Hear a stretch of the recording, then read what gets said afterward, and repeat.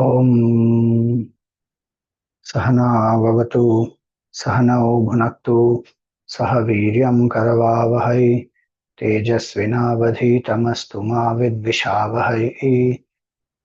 ॐ शान्ति शान्ति शान्ति। ॐ सदाशिवसमारम्भां शङ्कराचार्यमध्यमाम् अस्मदाचार्यपर्यन्तां वन्दे गुरुपरम्पराम्। श्रुतिस्मृतिपुराणानाम् आलयं करुणालयं नमामि भगवत्पादं शङ्करं लोकशङ्करम्। शङ्करं शङ्कराचार्यं केशवं बादरायणं सूत्रभाष्यकृतौ वन्दे भगवन्तौ पुनः पुनः। वसुदेवसुतं देवं कंसचाणूरमर्दनं देवकी परमानन्दं कृष्णं वन्दे जगद्गुरुम्। समस्तजनकल्याणे निरतं करुणामयं नमामि चिन्मयं देवं सद्गुरुं ब्रह्मविद्वरम्। Hरि Om, salutations to all. So we are seeing here in the 14th chapter how when a particular guna is predominant, how to recognize that. So Bhagavan said that when sattva guna is predominant, then sarvadvareshu dehesmin prakasha upajayate. The senses as well as the mind is very bright. So the senses are sharp, mind is pure, intellect is alert, and one operates out of knowledge. One is able to live up to the higher knowledge that one has, takes balanced decisions which are not impulsive. And he said when the Rajoguna is predominant, then one feels anxiety, there is greed, there is restlessness to do karma, there is lack of contentment. No matter what one achieves, one still feels a void, emptiness. And in that shloka, Bhagavan says, Rajasyetani jayante vivruddhe bharatarshabha. So Rishabha is a bull. So again, bull is symbol of dynamism, action. Rajoguna, when it is predominant, one will be more active, dynamic, but one will also have a lot of attachments, greed, anxiety, stress, all that will happen. And when Tamoguna is predominant, then what will happen? So it is said when Tamoguna is predominant, then there is lack of clarity, there is dullness, aprakashaha. One is disinterested, one does not do action properly.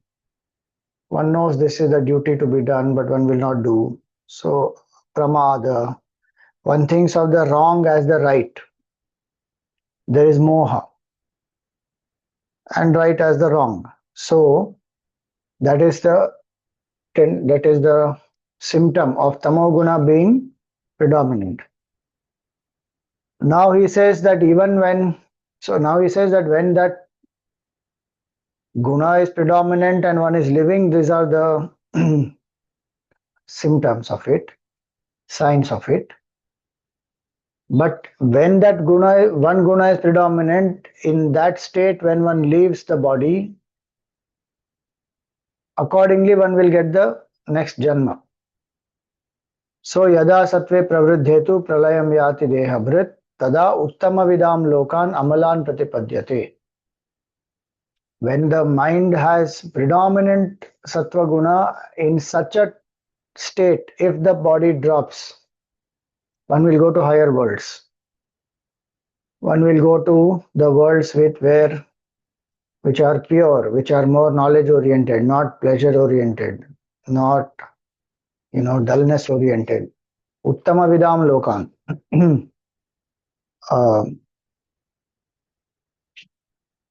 then what happens?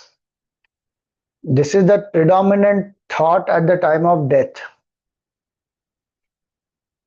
But please remember, that is only one marker, one indicator. If that person has lived more of a Rajasic life, the person may go to those worlds, higher worlds, for a short while, and there the mind, whatever it is, if the mind has been predominantly Rajasic, it will go through those karma phalas there. And where required to be born again on the earth, one will be born again. So that predominance of a guna actually depends on the whole life. Actions will lead to gunas, and those gunas will influence the mind. And at the time of death, that is what will come.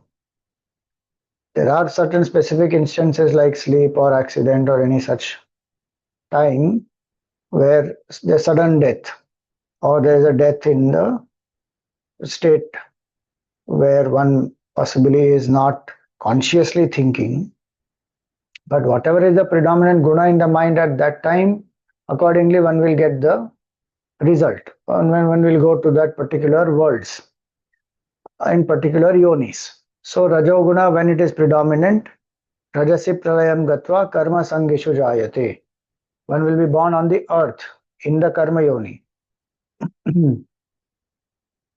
And specifically even as human being, because human being is karma yoni. So deva, gandharva, yaksha, siddha, all those are the higher yonis.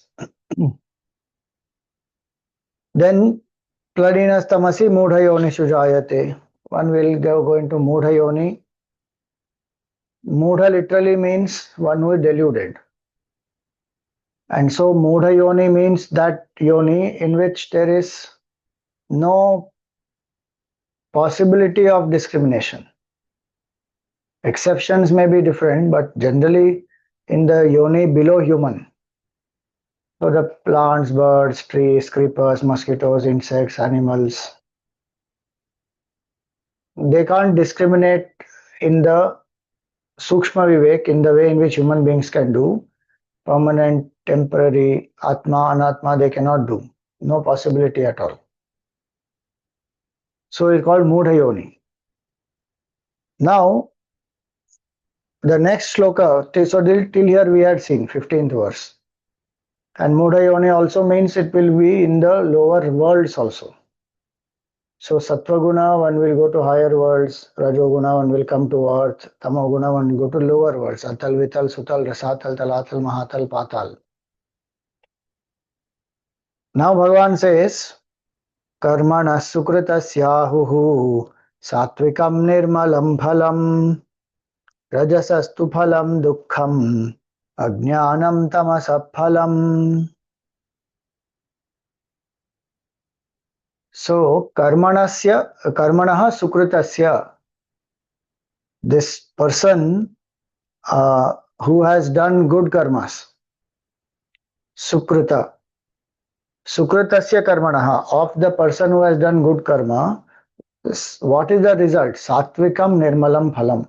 The result is sattvic and pure. The result will be pure. This applies in life here and life hereafter also.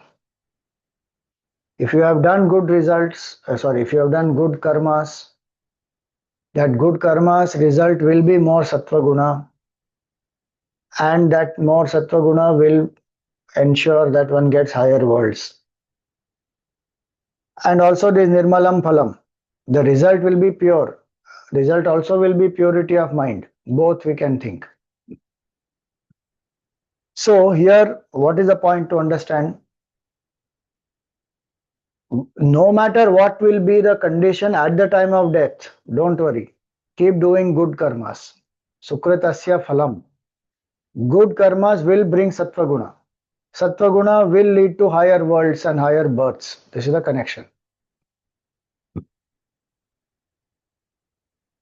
Those good karmas are also based on sattva guna, and sattva guna further gets strengthened based on the good karmas. So they will complement each other.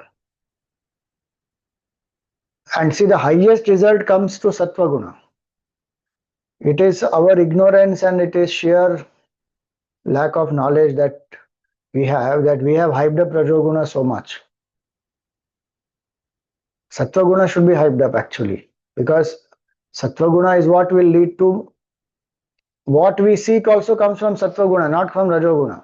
In terms of temporary things, what we are seeking in the world also, we want happiness, however temporary it may be. If we want, love, we want success, we want efficiency, all that will come through Sattva Guna. But somehow we have hyped up Rajoguna, attachment, cunningness, manipulation, all that. And then we are seeing the result of that. Stress, worry, tension, anxiety, depression, mental health, all these challenges have come because of that. Sattva Guna, when a person acts in Sattva Guna, one is acting out of clarity, objectivity, one is having the bigger picture in mind, one is keeping, what they call nowadays in management, win-win formula. All that is the result of Sattva Guna. And it will prompt the person to do good actions for oneself, for the others. One is not thinking of cunningness, manipulating, cheating, hurting, harming. So Sattva Guna will, actions which are done, good actions will increase Sattva Guna. Which is why when we say that, do the sadhanas, do upvas, do yajna, do tapa, do dan, help the poor, build whatever, orphanages and help in the schools, give education to people, provide them food, provide them clothes, all this. It is to be done with so good actions and good intentions, both are important. When that happens, then the Sattva Guna will increase because the actions done with the right intent will produce those impressions, so it will strengthen Sattva Guna. And that Sattva Guna only will help to generate that Punya. Sukrita will generate Punya, Dushkrita will generate Papa. Good actions will generate Punya, bad actions will generate Papa, and that Punya will take one to higher worlds, give a human body, give good relationships, give wealth, prosperity. All that comes because of Punya Karma. So one should keep doing Sukrita. As much as one can, one has to go on doing Sukrita only. Avoid Dushkrita. This bad karmas will lead to suffering only. They will lead to sorrow. That somehow one doesn't understand. One thinks, I will escape. Good people are so-called suffering and bad people are prospering. Swamiji, it is Kali Yuga. Bhagwan's laws are, law of karma is universal. At all yugas it will apply. Yes, there is a yuga dharma, there is no doubt. But for a sadhak, it is all the time the effort is to be in Sattva Guna. So, karmanah sukritasyahu satvikam nirmalam phalam. Purity will come from good actions and Sattva Guna will increase from good actions. Then only we can say that that action has been good. If my good action is not increasing Sattva Guna, it is not increasing my purity, that means my motive was not good. Meaning motive was rajasic. Selfishness is increasing, need for recognition is increasing. I am becoming more rajasic, more attached. Then that means even though I may have done some social service, it is with the need for craving for recognition, name, fame. It is where I is more important than others. Then it will not result in this, nirmalam phalam. So, sukritasya phalam nirmalam satvikam, both. Purity of mind should increase when I am doing good karmas. Even performance of duty, when it is done with dedication to Bhagwan, will lead to this nirmalam phalam, purity. Bhakti will increase, vairagya will increase, sense craving will reduce, self-control will increase, ability to turn within, sit quietly, be contemplative. The extrovertedness will reduce, vain talk, gossip, all that doesn't interest anymore. Then purity is increasing. And purity is increasing, meaning I am moving closer to my divine nature. And I'm building my future also in a good way. So we should remember to whatever it is that I do, through that my sattva guna must increase. Karmanah sukritasyahu. See, in the Gita again one shloka comes where he says, Namam dushkritino mudhaha prapadyante naradhamaha. Those who are dushkritis, those who have done bad karmas, Bhagavan calls them mudhaha. They are dushkriti, they are mudhaha. Bhagavan says they don't seek me. Prapadyante naradhama. They are the worst among the humans. Why? Because having got this buddhi, when I am not using this buddhi for increasing sattva guna, then I am wasting one big opportunity. And upon that I am doing negative karmas, tamasic karmas or even rajasic. Out of attachment also one does karmas which can hurt and harm others. Like what Dhritarashtra did. 40 lakh people died because of his attachment to his son, and his own children also died. And the worst is he is blaming Bhim for it, and Gandhar is blaming Krishna Bhagwan for it. His attachment is responsible, Dhritarashtra's attachment is responsible for the death of all his sons. But that is what it is, dushkritino mudhaha. When one has done, when rajoguna is predominant, tamoguna is predominant, one will do dushkrita. Then that will lead to bondage. It will take one away from Bhagwan. They won't seek the refuge of Bhagwan. Bhagwan himself went as a messenger. Very interesting. When Bhagwan went there as a messenger, this Duryodhan, he tried to capture Bhagwan.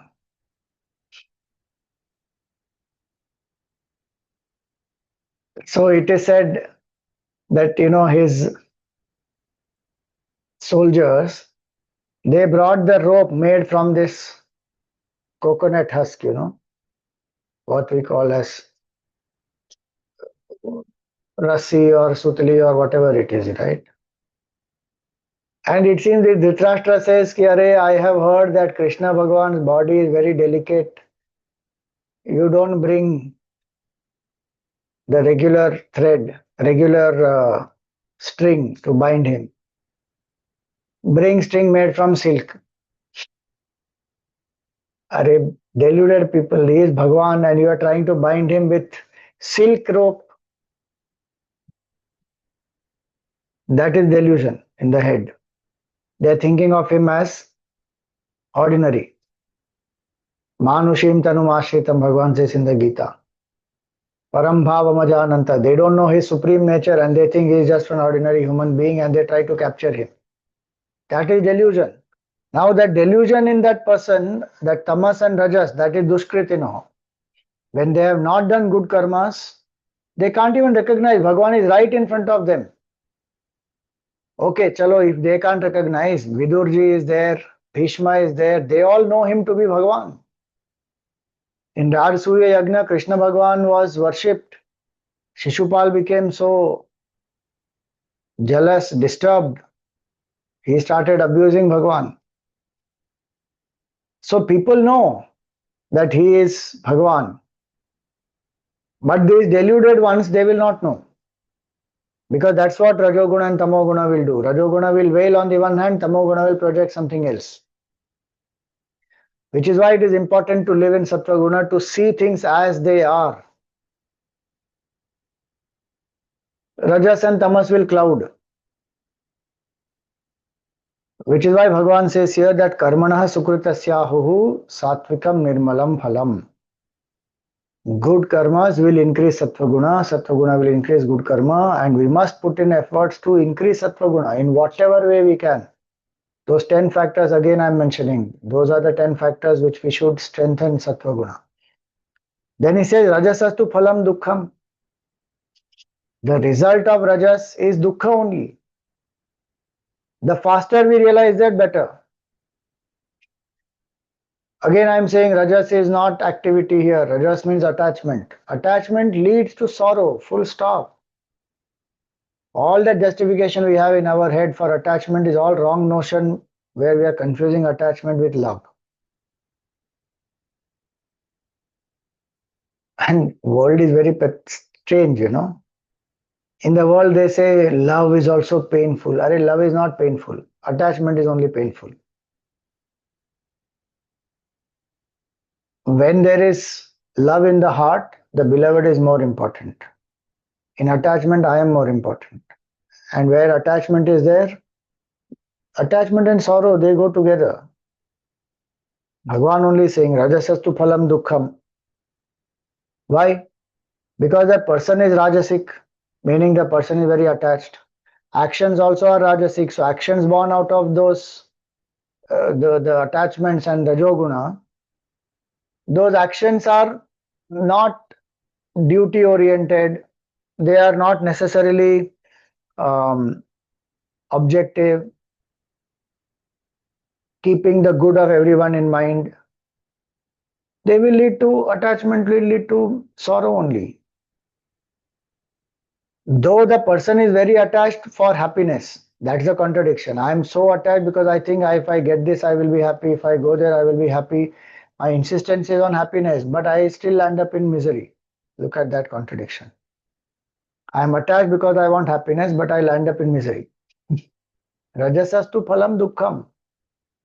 Earlier also it was said that sattva sanjayate jnanam rajaso lobha evacha. That what it was. Sattvam sukhe sanjayati rajak karmani bharata jnanam avrityatu tama pramade sanjayatyuta. So this rajas will lead to dukkha because it will lead to compromise. It will lead to some adharma. It will lead to some kind of insensitivity, selfishness, greed, jealousy. All this, it will lead to dukkha. Even if one runs behind sense enjoyments, they are temporary. One will again crave for it more. Even if one gets prosperity, pleasure, enjoyment, the inner happiness is not there. So what is important is to understand this. Ki Rajoguna will lead to dukkha. Rajasastu phalam dukkham. Rajasic actions will lead to dukkha. All actions born out of attachment will lead to dukkha.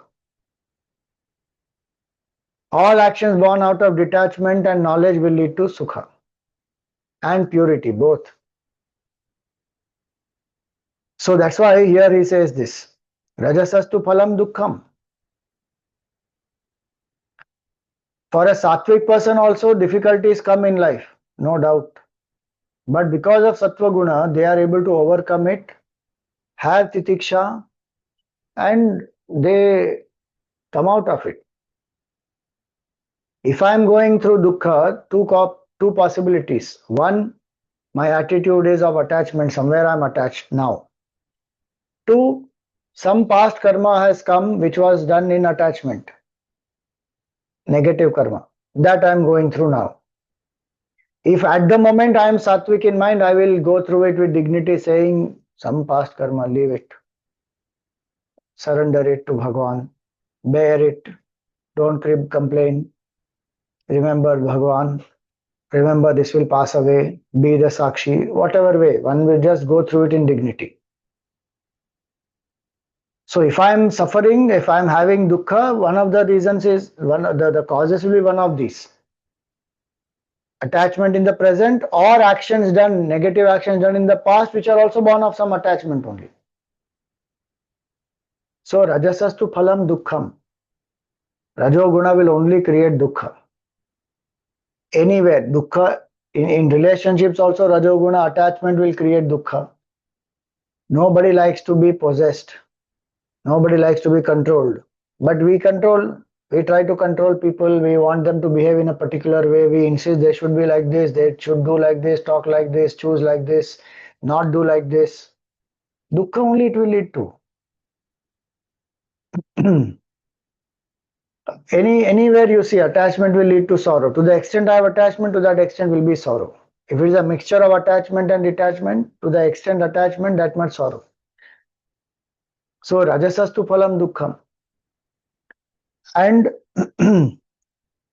not only it will give rise to dukkha, because rajoguna will also give rise to dushkrita, adharmic actions. It will lead to papa, sin, and this is why one suffers. Papa karma is out of dushkarma only, no? That we just saw some time back.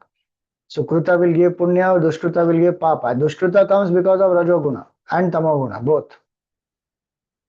So when one does negative karmas, it will lead to papa, papa will lead to dukkha. Hence, one should understand this. Ki I should I should get out of my attachments. Faster I get out, better it is my evolution. Rajasastu phalam dukkham. In fact, there in the third chapter also Bhagavan is saying the same thing. When Arjuna asks Atha kena prayuktoyam papam charati purushaha, propelled by what does a human commit sin? Anichannapi varshneya, though unwilling, is forced as though to compel, forced or compelled as though to do sin. Baladiva niyojitaha. What is that force? We may say, Swamiji, it is some spouse of mine, some neighbor of mine, some this government and that person and this boss and that team member, that planet, something we may go on saying, because of them I did the sin. But the truth is, Bhagavan says, Rajoguna, Kama Esha, Krodha Esha, Rajoguna Samudbhava. That desire and anger which is born out of Rajoguna. And what is Rajoguna? Attachment. It may be attachment to pleasure. How much attachment to tongue one is killing how many living beings, you see. 1 billion living beings are killed in USA alone every day. All the animals, if you think about it.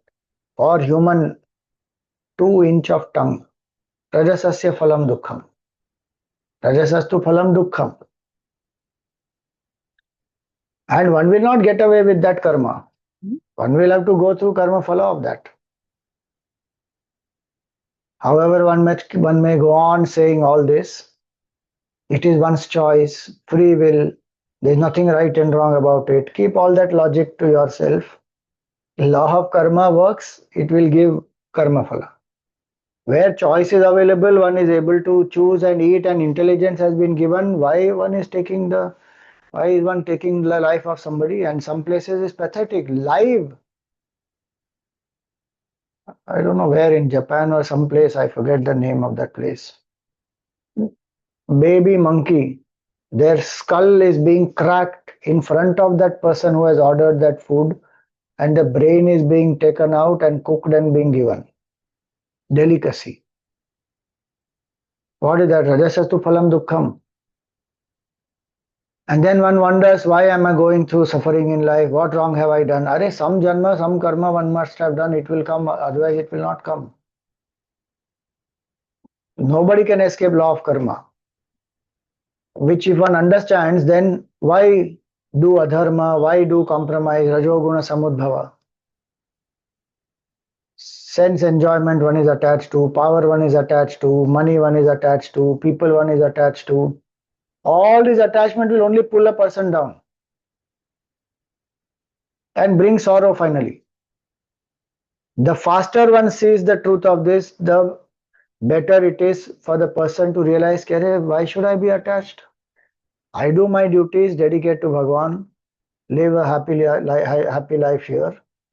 No attachment to any of the sense enjoyment, sense objects, people, position, nothing.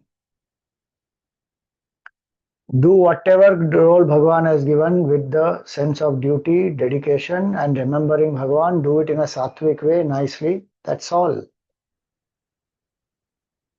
But this knowledge one doesn't get, and the tendency in the mind is not there. Sattva guna is not enough. So one says, all this I will do after my retirement. When after doing all the adharmic karmas, all the compromise, all the negativities, entertaining them, increasing rajoguna, increasing all my karmic debts, everything, then you will start practicing spirituality when the body is old. And that also, if one thinks it will happen, it is full delusion. If I've lived in a Rajasic way till now, suddenly I can't become Sattvic after old age. I mean, in old age, it won't happen. Only body will become weak, nothing else will happen. Which is what Shankaracharya wants in the Bhajagovindam. Angam galitam palitam mundam dashanavihinam jatam tundam vriddho yati grihitva dandam tadapina munchati ashapindam. Body has become old, can't stand, needs one stick, but one has become hunchback, teeth have fallen, skin is, become wrinkled, all hair have also gone. With all this, what has happened? Asha is not living. The desire is not leaving the person. One still wants to eat and drink and enjoy and travel and be extroverted. What happened to all spirituality? For some time I can do. Now I do one mala every day. Earlier I was not doing that much also. Start early, drive slowly, reach safely. That is not only for vehicles, it is for us also. It's not easy. The mind which is racing at such a fast pace suddenly will stop and drop everything and become peaceful and turn within. Impossible. It has to be trained slowly. So rajasastu phalam dukkham. In fact, grahasthashram, if we go much more deeper into it, the purpose of grahasthashram is sublimation of rajoguna. Purpose of grahasthashram is to get sattva guna increase, vriddhi, which is, I am not saying, great masters have said. If you read Tulsi Ramayana, in that Tulsidas himself says, dharmate virati jogate jnana.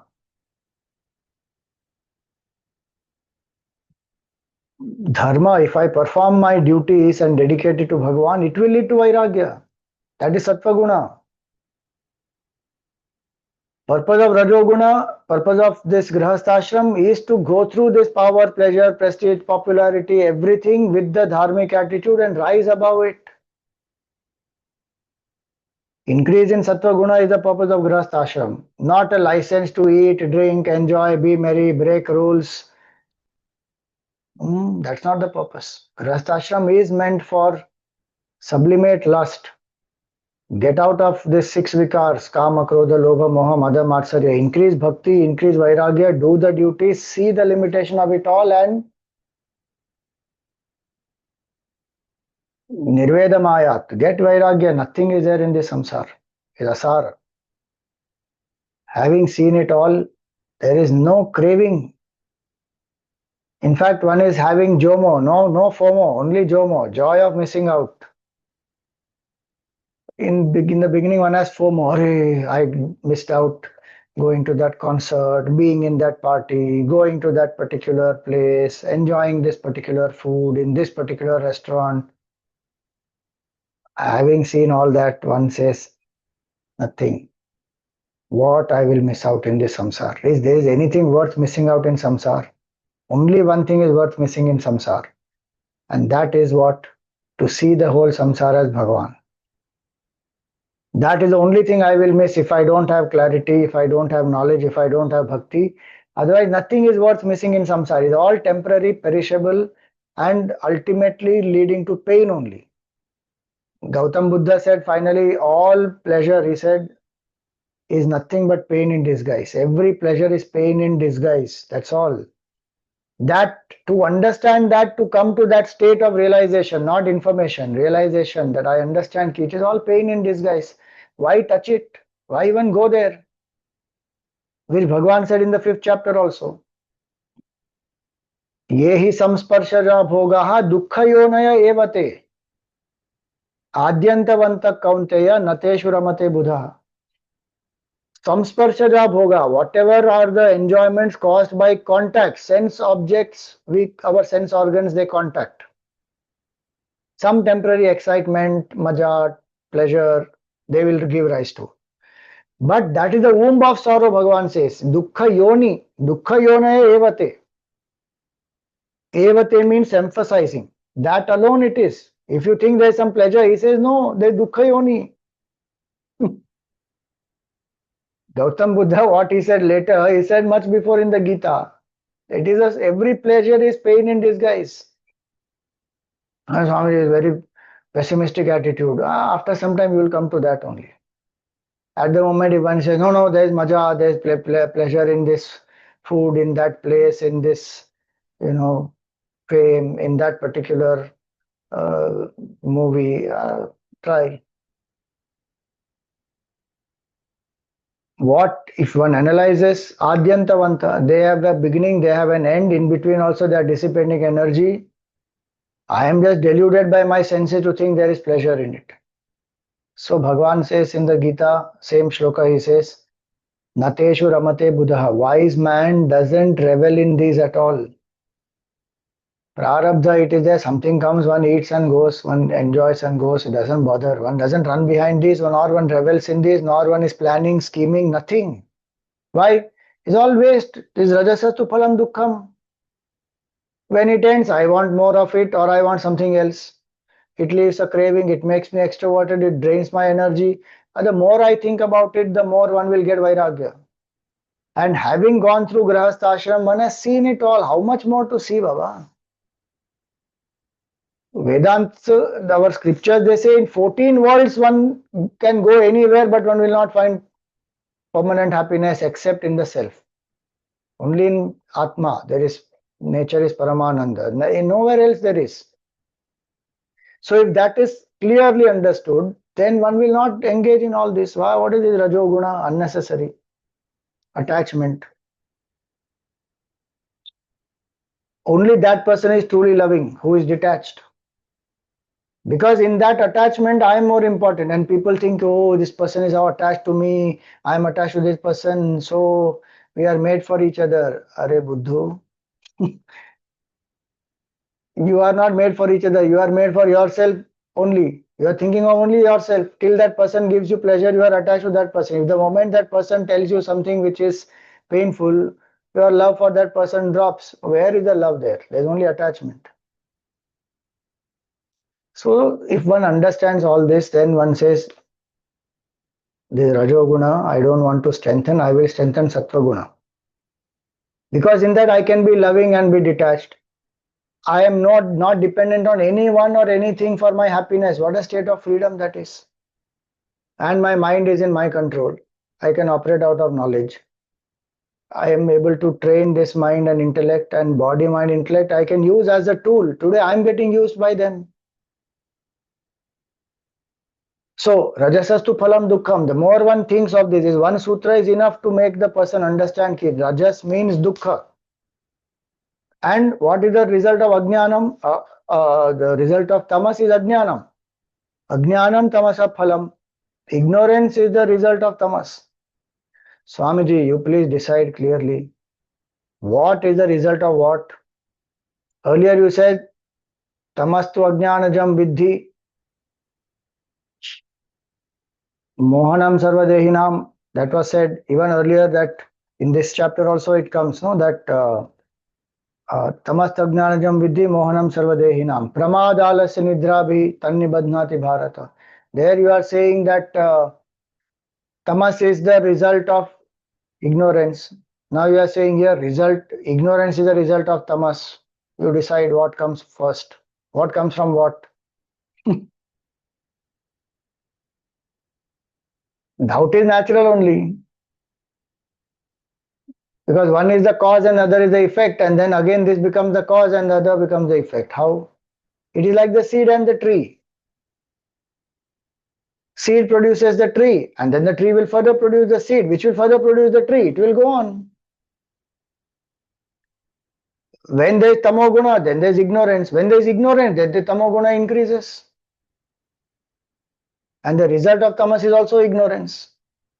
Ignorance also produces tamas. It is complementing each other. So he says the result of tamoguna is ignorance. Why? Because I won't even put the effort to gain knowledge. Why this pramada, alasya, nidra, duty I will not do. What is my duty as a human being? How many people think I believe in doing duty? Gita says do your duty. Acha, so duty means only outside. Duty means only towards my people, towards family, towards company, towards country, towards culture. No, no, Swami, duty is also towards myself. I have to take care of my body and my mind also. What about the duty towards you as a human being? Why you are born as a human being? It is your main duty is to know the self. Everything else is later. All other duties are for this one duty, to know the self. That's the only duty, actually speaking. No other duty. And in fact, if I am focusing on that one duty, our Shastra says every other duty you can put aside. That is what is renunciation also. If one is ready, one has this that level of sattva guna, one says you drop. Jabala Upanishad says, Yad ahareva virajet, tad ahareva pravrajet. That morning you get vairagya, that very moment you leave the house. Go and sit quietly and contemplate. No duties you have. I know what will happen to my family. Are Bhagwan will take care, their prarabdha will take care. As though you are right now also you are taking care. That is a delusion in our head. Bhagwan is taking care of them through us. Bhagwan will take care of them through somebody else. Don't worry. If that much vairagya is there na in the mind and this Jnana, Sattva Guna is there to contemplate, go, sit quietly. The only duty is to do that. Every other duty is temporary. For the duty towards the permanent, if my duty of the temporary is an obstruction, drop it. That much our Shastra says. And the Tamoguna exactly does opposite. My basic things which I need to do for myself also one doesn't land up doing. Forget duty towards other people and Atma. Tamoguna one will not do. Lazy, lethargic, doesn't take bath, doesn't do work properly, procrastinates, dull, disinterested. So Ajnanam tamasa phalam, full of delusion. Right is considered as wrong, wrong is considered as right. So Bhagavan says here, what will be the result of that? One will go into Mudha yonis, moth and bird and plant and insect. Imagine becoming a banyan tree and now standing. I keep giving this example because whenever I see some trees like that, I feel, Arey Baapre, our mind, we should not have that tamas ki bhai, one becomes like a tree. How many lives how many years one is standing like a tree? It's Mudha Yoni Janma it is. Now, we may say that trees are very good for the creation and for the earth and the oxygen and reduces global warming and all that, very good. But imagine standing as one tree 200 years, 300 years in some Amazon forest somewhere or somewhere anywhere else. And you're standing. Arey, when will that jiva get liberated? Jad Bharat was at least, he was born in the yoni of that deer. So in few years he died and he ensured that he didn't eat that green leaves and all that, so he dies faster in that because he wanted to come back to his sadhana. Now imagine getting born as some tree somewhere. My God. So what is this? What is the result of that? The Ajnana is tamas. What is the result of tamas? Ajnana. It will go on strengthening ignorance. It will not allow us to put efforts to do sadhana, to go to satsang. One of the reasons why one doesn't come to satsang is tamoguna will be there. Some laziness, lethargy. Or one comes to satsang but one doesn't practice. Why? Some intellectual tamas will be there, some physical tamas will be there, some rajoguna will make one extroverted. Eat this, drink that, go there, do this, achieve that. One to-do list will be there. Oh, because of all this, I don't have time to worship Bhagwan. Arre wah. Look at the trick our mind plays with us. You came here to worship Bhagwan. Everything else is afterwards. Mind has its own tricks. Everything else is a worship of Bhagwan, so I am not worshipping Bhagwan. But are you doing everything else as a worship of Bhagwan? No. I am doing everything as a Rajas and Tamas.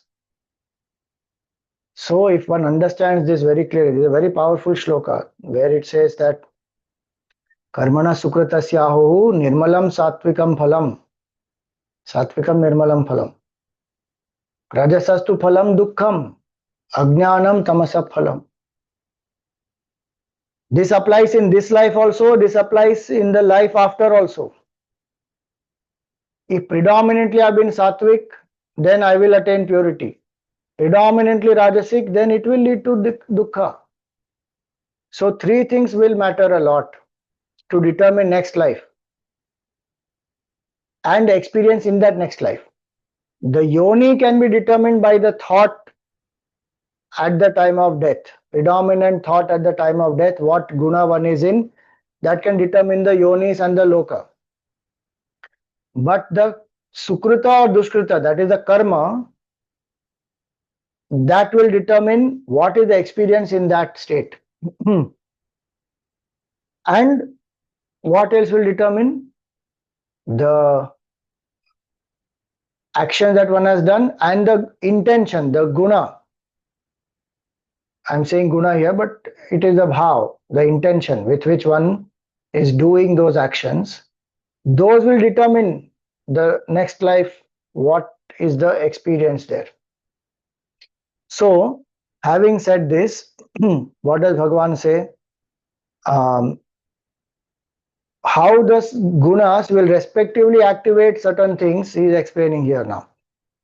Sattvat sanjayate jnanam rajaso lobha eva cha pramada mohau tamasaha bhavato jnanam eva cha.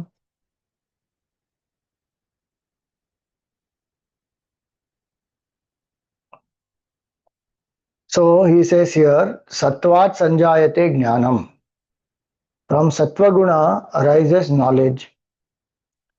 Rajasa lobha evacha. From rajoguna, greed will arise. And pramada mohau tamasaha. This heedlessness, delusion, and ajnanam, ignorance, they will arise from the tamoguna. So this is what was said earlier also, it has just got repeated here, meaning it will bind, the jiva will be bound by this. In this only one sattva guna is giving rise to knowledge which will help a person to be liberated. Rajas is giving rise to lobha, pramada and moha, and ajnana, tamas is giving rise to.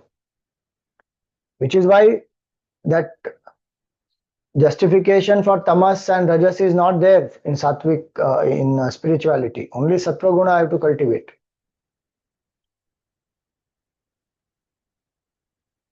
We require rajas and tamas only for two things. Tamas is required for sleep, so that the body will rest and rejuvenate. And rajas is required for being active and to serve. So body requires rajoguna to become dynamic, active, but internally one has to have sattva guna to serve in a selfless way, to do the duties, dedicating it to Bhagavan. That's the only use of rajas and tamas.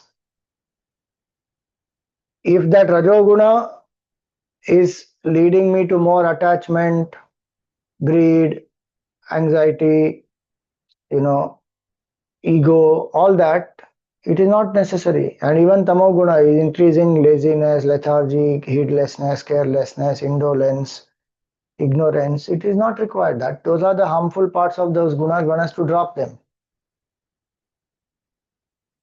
This one has to understand. Now, Bhagavan is summarizing this whole thing, where in the next shloka he says about how sattva, rajas, tamas lead a person to what levels. ऊर्ध्वं गच्छन्ति सत्त्वस्थाः मध्ये तिष्ठन्ति राजसाः जघन्यगुणवृत्तिस्थाः अधो गच्छन्ति तामसाः.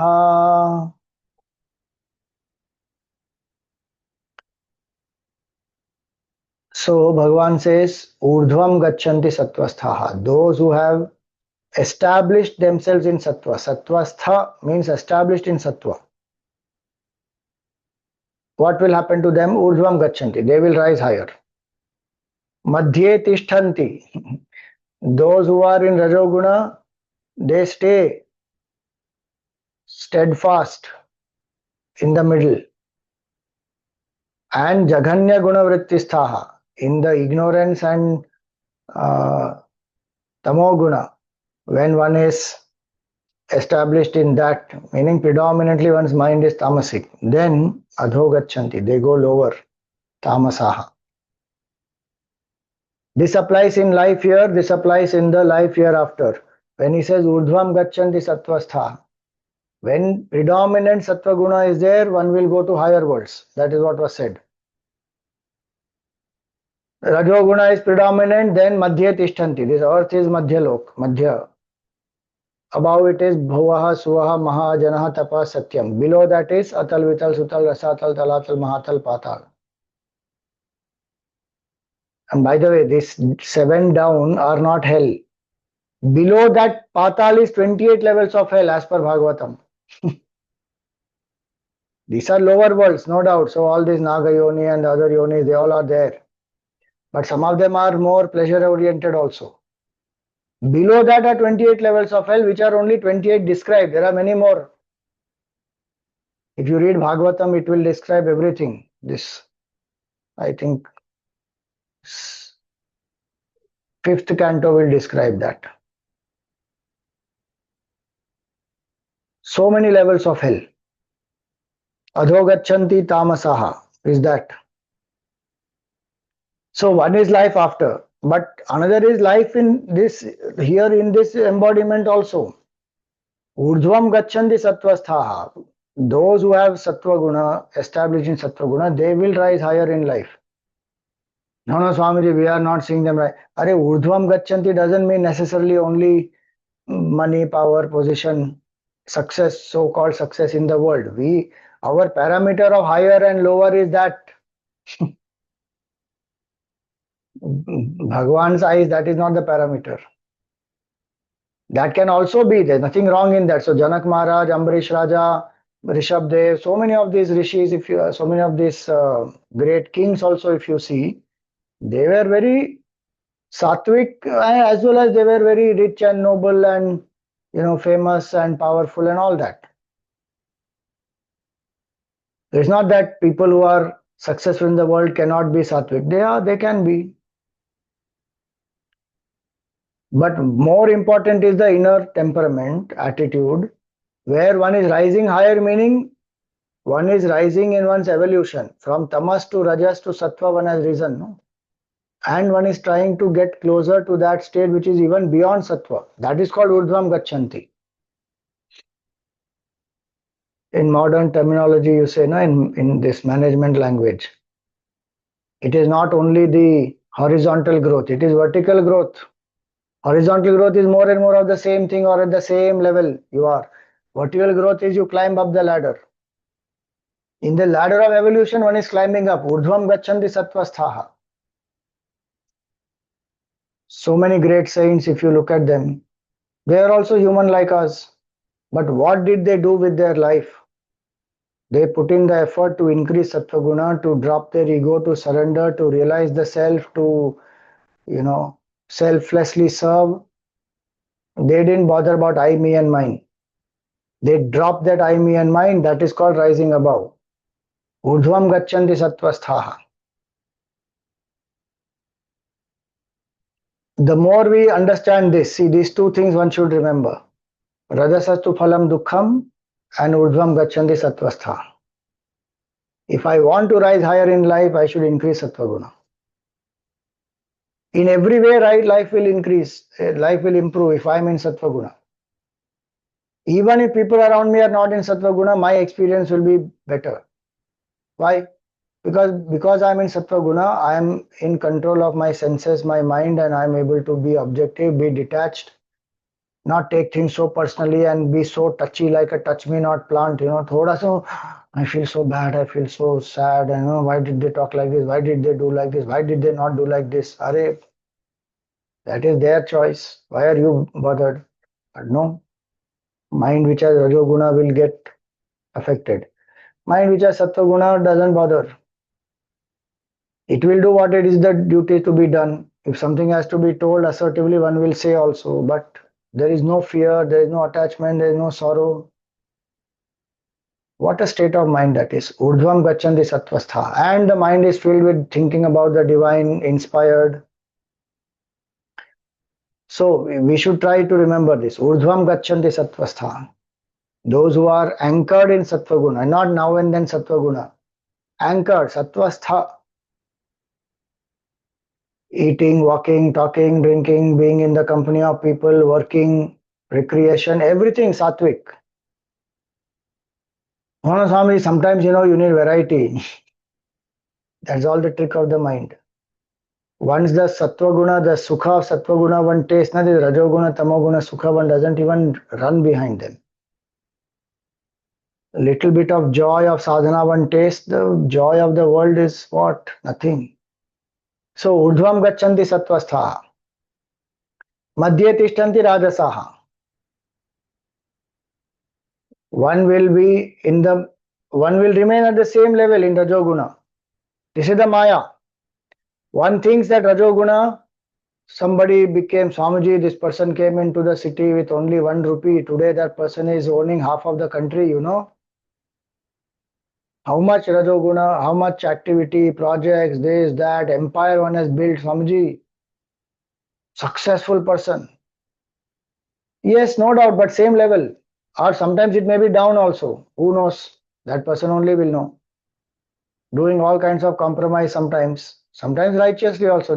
One can't generalize and judge anybody who's successful is wrong way only. But I'm just saying that externally it is like that. And there may be some amount of sattva guna also. That also one doesn't deny. But what is important is this. In achieving all that, has the internal attitude become more selfless? Then one is really rising high. Otherwise, one is same thing only, remaining at the same ego level or boosted ego. One may only increased quantity. More money, more power, more people, more popularity, same level. Madhya tishtanti rajasaha. And jaganya guna vrittisthaha, those who are tamasic, they will fall low. Though born as a human, their karmas are such that they are not even living at a human level. Forget realizing the divine. So Bhagavan says, okay, if this is what you want to do, your karmas deserve you to get you into some other yonis which are Mudha yoni. Okay, go there. In that 16th chapter, it will come when we take it up, where the Asuri Sampada is given. In that Bhagavan, he says that those who are living in an Asuric way, I put them into the hell. Kshipami ajasram ashubhan asurishveva yonishu. I put them in Asuri yoni. I put them in Naraka also. Why? Because their karmas are like that, they deserve. So one falls, compromises, hurts people, harms people, kill, loot, plunder, all kinds of manipulation. What will happen? In this life also one may fall, next life also one may fall. When again one is born, also one will fall. Please remember, those who are saying that people who are doing wrong things, Swamiji, they got away with it, ab agle janam mein, whether they suffer or not, who knows, and they may not suffer. Nothing doing. Bhagavan says they will not only suffer down in that hell and in the other lower yonis, but when they come back to human also, they will suffer. Why? Because the mind is like that. Tamoguna is there, na? That tamoguna is not gone. Only their papa karma, they face the result of that. Their mind is still tamasic. That we should not forget. See, mind is tamasic, it does negative action. Dushkarma. Okay, Dushkarma's result is papa. Papa result is go down into lower yonis, go down into lower lokas. There, one is only exhausting the papa karma. The mind which is tamasic is still tamasic only. That mind has not changed. Which is why when one comes back to human yoni, whenever, that tamasic mind only will continue again. Again that tamas will pull that person down. And that is why it is said by grace of Bhagavan one gets satsang, One should make the best of that satsang and get out of this tamo guna, tamo rajo guna. Otherwise, it will not. How is it possible to get out of this? In the other yonis, I am only exhausting the karma phala. I am not able to change my mindset. One should not think that if I go to Deva Yoni, Yaksha Yoni, Gandharva Yoni, or even in the lower yonis, my mindset will change. No, no, it will not change. Mindset will change in human life. There only is one exhausting karma phala. That's all. And hence Bhagavan is so clear, and how many times he goes on saying here, why so much of repetition is there? To make us aware ki bhaiya, focus on sattva guna, drop this rajo guna, drop this tamo guna, don't justify. Our mind is justifying. I must have told earlier also in lecture, some book is there. I came across some time back. The Joy of Laziness. Very good. Full book is there. This much fat book is there on joy of laziness. And what all logic is given in that? People who are lazy don't go through stress, worry, tension, anxiety. People who are lazy, they are able to get good nights. They are sleeping, resting well. So the body doesn't go through, diseases and all that. And they live longer. And some research they have done. Now, one full thesis and one full analysis is given in that why you should be lazy in life. One reads that, one can only laugh, saying, what is this? Shastra is so clear, saying, Arey bhai, this life is so precious. Urdhvam gachanti sattvasthaha. In this life also one will rise when there is sattva guna. Examples of so many kings are there who are powerful, who have ruled with sattva guna, done their duty, renounced. If you read Bhagavatam, Puranas, even Itihasa, Mahabharata, Ramayana, you will see the power of sattva guna. Bharatji, one thing, Bharatji is one bichara, he crying all the time, and Bhagwan Ram, and he was in the pangs of separation from Bhagwan Ram. He did not even sleep on the ground. If Bhagwan is walking on the ground, he said, I should be living below the ground because I am his sevak. So he dug one thing below and then he stayed there. So sad, Arey, that Bharatji is Ananya Bhakta Bhagwan. When he handed over this Ayodhya, after 14 years, you read Valmiki Ramayana, it says in that, Bhagwan, he gives the Ayodhya to Bhagwan, saying, Bhagwan, this is your Ayodhya. I ruled it as only a servant of yours. I was never the king. You were always the king. You take this Ayodhya back. I have increased the treasury by tenfold by your grace, and I am giving it back to you. He has increased the wealth of Ayodhya by tenfold. Being outside Ayodhya, living in Nandigram below the ground, and putting the Padukas on the throne, he is taking the orders from Padukas every day, and he is reporting to the Padukas, the day is over, today this is what happened. Because Padukas of Bhagwan also are not ordinary. They are Chetan, they are not Jadavastu. And tenfold it has increased. So if somebody thinks that, oh, Sattvic people will get fooled. No, Sattvic people have creative ideas. They have innovative thinking. They are able to do, they are able to foresee. They are able to plan well. They are able to be very strategic. Then Urdhvam Gachanti Sattvastha. That is what will happen. Success will come to them. Madhye Tishtanti Rajasaha. Those who are Rajasic, disturbed, agitated, stressed out, new ideas, innovative thoughts don't come to them. They'll remain where they are. Madhye Tishtanti Rajasaha. Jaganya Guna Vrittistaha Adho Gachanti Tamasa. If one doesn't even do what is one's duty, one will fall. You apply this even in an organization, you can apply. This is a very nice shloka for productivity also. Efficiency, leadership. Anywhere you can apply this. Urdhvam Gachanti Sattvasthaha, Madhye Tishtanti Rajasaha, Jaganya Guna Vrittistaha Adho Gachanti Tamasa. Now, having said this, Bhagwan, he says that our true nature is different from all this. Nanyam gunebhyak kartaram, 19th verse. Nanyam gunebhyak kartaram yada drashtanupashyati gunebhyascha param vetti madbhavam sodhi gacchati. What is the purpose of all the study of the three gunas? Is to understand that I am not this individuality. This individuality is bound by three gunas. I am the Atma which is never bound. Na anyam gunebhya kartaram. Bhagavan says here that when a person sees yada drashta anupashyati, drashta means the seer. I, the seer, I am only a witness.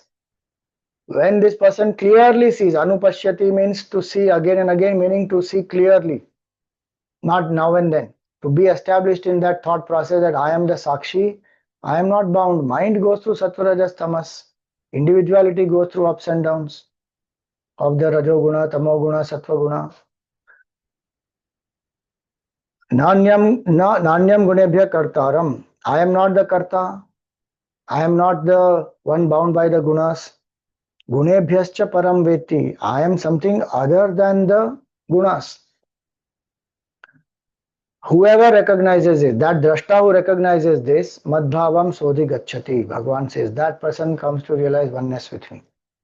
Meaning, if one understands that I am the self which is not bound by the three gunas, gunas are going, mind is going through up and down through the gunas, it is not me. That person realizes, Kya, I am one with the divine. Madbhavam sodhi gacchati, Bhagavan says. That person comes to me, meaning that person realizes the Atma in me is Brahman, is infinite consciousness. So more of this we will take, because now the next part of the chapter is about that how this person who is from tamas to rajas to sattva, one has come, and then one is going beyond sattva also to realize absolute truth. That we will see in our next satsang. But today we will stop here and take up any questions which are after the Aarti.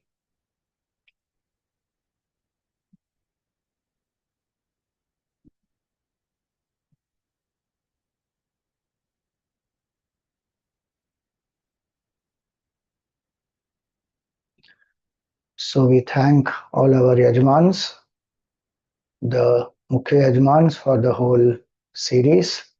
Tarana Khubchandani ji, Kalpana Morparia ji, Parag Wagh, Bharat Khanna ji, Vandana Jagwani ji. Aarti Yajmans for all the sessions, Rajan Saxena ji, Ajay Merchant ji, Hemant Kumar ji, Rashmi Anand ji, Nalini Sevak Ramani ji, Jayashri ji, Ajay Kasotia ji, Vinita Sanghi ji, Vipul Dalal ji, Jyotsna Nevatia ji, Jolly Silvipat ji, Vijaya Bhatia ji, Ami Ambani, Anita Narayanan ji, and Dipti Gandhi ji. Today's Dainik Yajman are Sonal Bhuta ji, Anita Mahesh ji, Pradeep Shroff ji, Ranjita Bhatt ji.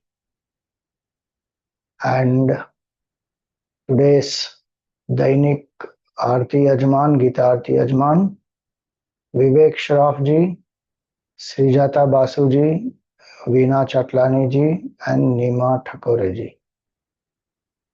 So we invoke Bhagwan's grace, Gurudev's Ashirwad on all of them, their families, and everyone present here. May Bhagwan bless us to understand the limitations of Rajoguna, Tamoguna, give us the strength to drop these, and help us to increase our Sattva Guna, help us to rise higher in life, and ultimately realize the Gunatita. Om Tat Sat, Jai Shri Krishna.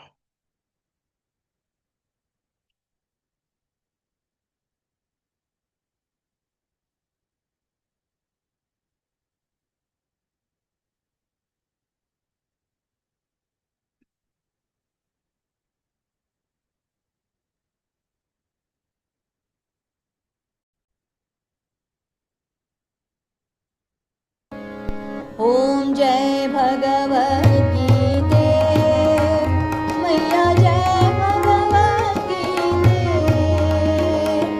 हरिया कमल विहारिणि सुन्दर सुपुनीते ॐ जय भगवद्गीते कर्म सुमर्म प्रकाशिनि कामासक्तिहरा तत्त्वज्ञान विकास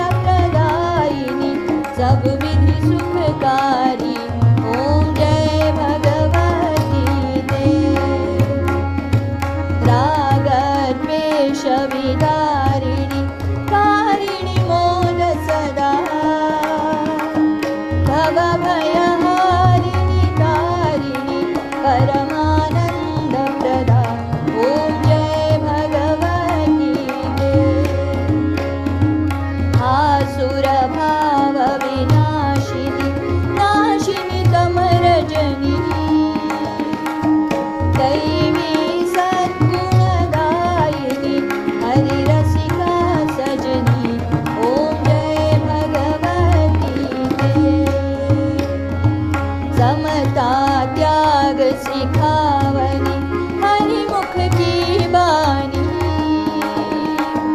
सकल शास्त्र की स्वामिनी श्रुतियों की रानी ओम जय भगवती ते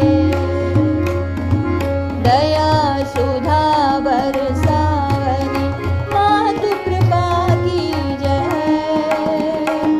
हरि पद प्रेम दान कर अपनों कर लीजय ओम जय भगवती ते ओम जय भगवती ते मैया जय भगवती ते हरिया कमल विहारिणी सुंदर सुपुनीते ओम जय भगवती ते ओम जय भगवती ते ओम जय भगवती ते बोलिए गीता मैया की जय बोलिए श्री कृष्णचंद्र भगवान की जय, श्री सद्गुरुनाथ महाराज की जय। Okay, so how do you explain infant deaths or miscarriages at 7-8 months or stillborns in terms of Jiva's journey? Some karma the Jiva has come to exhaust that much karma, so the Jiva has finished that much in the womb and then the Jiva has dropped the body. As simple as that. That's the only explanation for it. It is not that some wrong thing has happened in the womb, so the Jiva has died, or the Jiva has done some thought process for which it has died. No. Prarabdha karma from the Sanchita, what is given, what is ready to fructify, to exhaust that much, the Jiva has come. If that much only has come, that Jiva has to go through the womb only for that much months, it will go through that much only. That's it.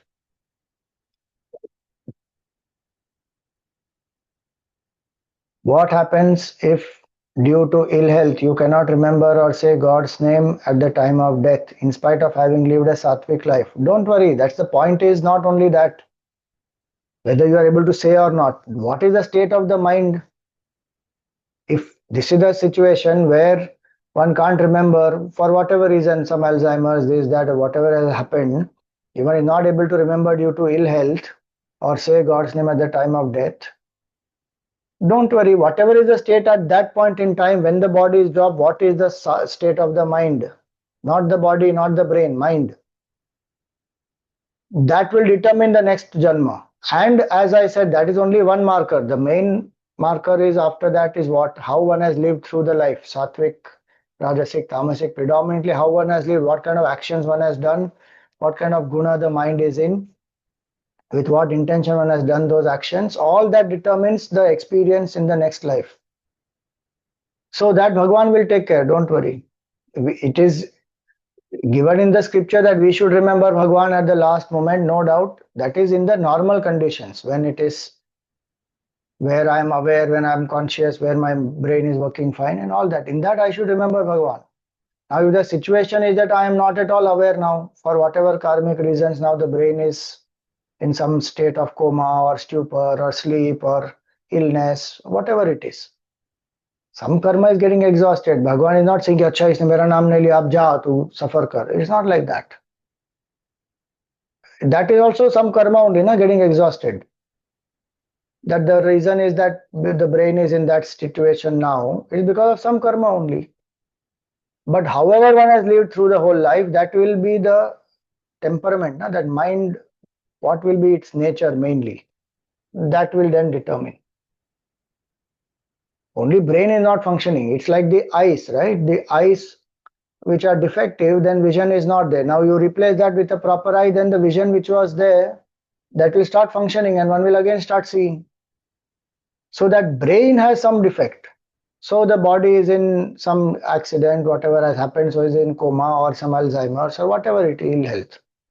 Mind is not affected because of that. Affected in the sense mind is not incapacitated because of that. So whatever is that nature of that mind, tamo guna, rajo guna, sattva guna predominantly, that will determine.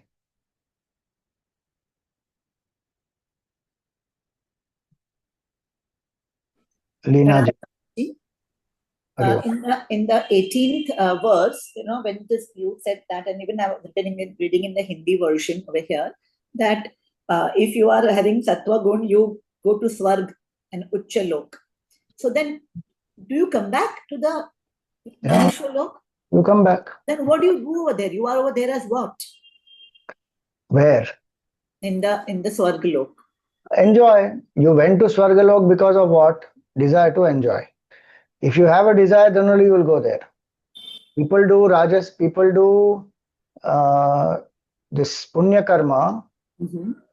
Punya Karma meaning Sukrita, good karma, result is Punya. If they do charity, if they help people and they want whatever they are doing through that Punya Karma, they want to enjoy, then they will enjoy. So they will go to Swarga. It all depends on how I want to utilize that Punya Karma. But that means the human decides just now? Yeah. Yeah. Okay. See, are there not people who are doing all good karmas and enjoying their life and wanting more enjoyment in life?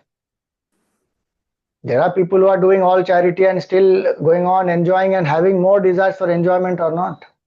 They are using their punya for that. So they will go to heaven, they will enjoy there. And Bhagavan says, Shine punya marte lokam vishanti. But they'll be in the Swargalok as a Devata. god thing? As a Devata. As a Devata. One will go to Swargaloka, be some Devata there. Okay. And then Devata, those Apsara, whatever the denizens of heaven. So they are Devatas, Apsaras, Yaksha, Gandharva, Kinnara, many of these. They all are enjoyment oriented yonis. Okay. So even the results of some of the puja, japa, all this, if one wants to do it for sakama, for sense enjoyment or some desire fulfillment, then one will get those results, one will go there. That's what the 9th chapter is saying. Traividyama somapa puta papaha swargairištva, what is that?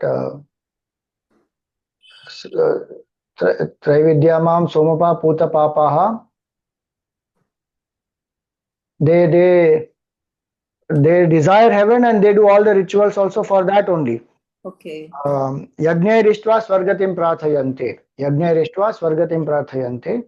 They have done yajna only so that they go to heaven. They enjoy sense enjoyments. People here also do that or not. Many of them, they do rites, rituals because they want some enjoyment, some promotion, some contract, something they want, some child, whatever they want. Like that, they want more prosperity, power, fame. So then they will go to Swarga and Kshine Punya Martya Lokam Vishanti. Again come back to earth. But if you are having that desire to go for enjoyment, that means you are Rajasic, no? Then are you Sattvic then? So the point there is, depends on your mindset. There, if you are running behind the enjoyment, etc., then mind is Rajasic only. Action is externally Sattvic, mind is internally Rajasic. So one will remain in Rajasic level. Okay. See, Urdhvam Gacchandi Sattvasthaha, it also means that those people who are doing this Sattva Guna karma with Sattvic mindset, who don't have enjoyment oriented tendencies, they will go to higher worlds, higher than the Swarga. So Maharloka, Janaloka, Tapaloka, Satyaloka. Urdhvam means all. Okay. One meaning is that. Second meaning also we have to understand that Swargaloka also some of the people go not because they want to enjoy, but their punya has led them to Swarga because of whatever their earlier life also some what we call the karmas would have been, desires would have been. Okay. And it will fructify and they will go there. And Swarga also has all the other responsibilities. See, Devayoni is not only for enjoyment. Devayoni is also for taking care of the Srishti. So they are also in charge of so many of these, the Indra, Varuna, Vayu, Agni, all of these. So some of the jivas even want that. That means one person becomes an Indra now, again he'll come back, another person will become Indra in his place? Of course, Indra is a position. Indra is not a... Okay. Indra is a position. The name of Indra is also called Shatakratu. So people do this to go to that level to become a devata, to become the king of devatas. So if you do 100 Ashwamedha yajnas, then you become Indra. Now people do yajnas for that also. Sure. But so there, and that's why you find Indra also becoming sometimes insecure. Oh, Yeah. she is doing the tapasya and now his asana is shaking. So then he sends apsaras and all that, which they show. That has a different symbolic meaning also in terms of Indra is the mind and the mind will send temptations when you try to rise above the ego, all that. That's a symbolism.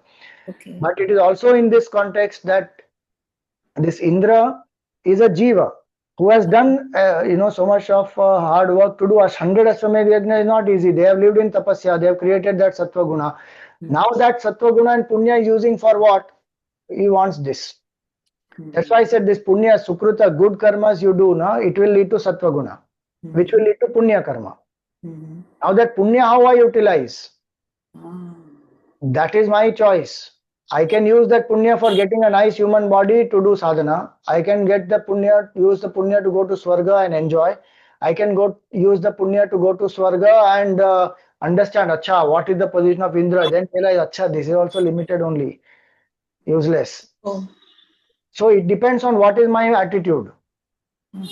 Some 10 options will be there. With punya, you can do all this. Now, Jiva says, okay, I want this. Okay. And one more question, Swamiji. That's and the next thing says that if you are the Rajas Purush, then you become a human. But nowadays we see human. Now humans can be of all varieties. Like sometimes we are driving on the road, we are on the road, and we see the beggar child. This child is so this thing, or we see a transgender. Now, why do they become like that? It is a sad state. Why should I feel very when I see them, I feel very upset that why they should have become like that. The poor child, how will she know that I'm born on the roadside? The point is, as we saw, Rajas is the predominant quality at the time when that person has lived this life or previous life and dropped the body. Then one is born as human. But the quality of that human life will be determined by the accumulation of all that sattva, rajas, tamas in their earlier lives. So all the sanchit karma, how they ripen. From sanchit, how they will ripen also. Yeah, including that previous life. Okay. So it will not be, that's why all humans cannot be the same and will not be the same, because each one is a product of their own sanchit karma's fructification. Okay. Thank you, Swamiji. Yes. Hari Om. Hari Om.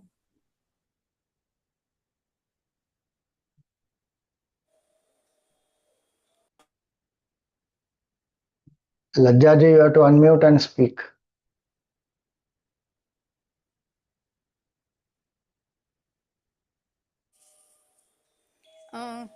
Namaskar, Swamiji. Namaskar. I had a sister before my birth who was 7 years old, and before that, from somewhere, some Guruji came who had done Maun Dharan for his lifetime. He came with his disciple, and my grandpa, grandma, daddy, parents all were there, and my sister also came to the balcony to greet them. And seeing her, the Guruji wrote on the slate something, and the disciple read that has so much of glow, and she is a goddess who has come to human birth to burn her vasanas. And once she starts eating grains of food, then she will be no more. She will go back to wherever she needs to be. So, and she would love to wear those flowers and pink, red, all colors, like a goddess. And she used to go in neighbor's house to do aarti also and puja on Mondays. Now it so happened when she went there for puja, my cousin brother came, and she had started eating grains when she was 7 years. Means she was only on the cup of milk, 2 cups of milk a day, and then 20 grains of rice she would eat for 2-3 days. And then one day my cousin came, he said, I brought cycle, come down. So she just went down, and in the compound, when she was about to cross the compound, one van came and he dashed her, and he couldn't see her. The tempo was very high at the height, and she got into an accident, and her skull also broke, and her eyes fully rolled out. I mean, what a death! I mean, though she was a goddess, she had like again to go through such a, uh, I mean, terrible death. Like, I mean, because of her vasanas again. I mean, Of course, karmas. some karma only. We can't, there's no other explanation there. It appears heartless also some point in time, but there is some karma only. It is. There is nobody will Yeah. get anything without some karmic reason behind it. Achha. And You have to see the I good was aspect born. of it, saying it was that she had to go back, and that is only a nimitta, and then she went back. Okay. She was destined to exhaust that much karma. She came, she finished, and she went. Hmm. So I was born, and then on the fourth day of my birth, she died. And then second question, I mean, my granny and all was saying कि ये अपने बहन को खा लिया, and they used to curse me. That and all is She wrong. used to hate me. All that is their wrong notion. Nobody can do anything like that. And they had forgotten what the Guruji had said because Guruji came 2 years before she expired. But Right. my grandpa, he liked me a lot because he got a lot of good business and that time only. So I was his pet type. But my granny was the only one who liked anybody. Both that is, one should take it in with a pinch of salt only. If he Hmm. got good business also is because of some karma that he has done. Correct. If Okay. we take credit for good business, then we should take the debit for that negativity also. Yeah. Both are not. So there's some influence, no doubt, but there's nothing. There's major things don't happen because of that. That happened because of that person's prarabdha only. Okay.